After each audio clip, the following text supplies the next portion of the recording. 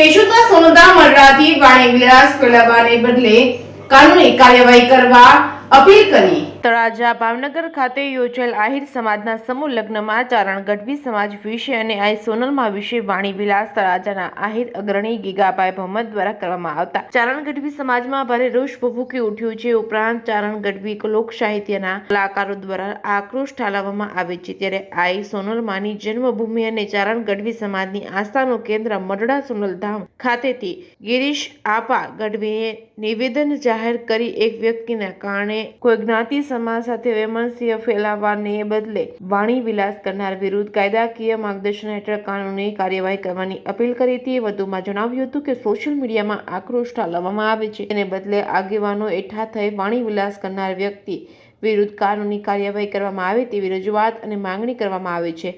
Reporting by Raju Pandya, Keshod. આજ રોજ અચાનક એક વિડીયો દ્વારા જોવામાં આવ્યું કે તળાજા મુકામે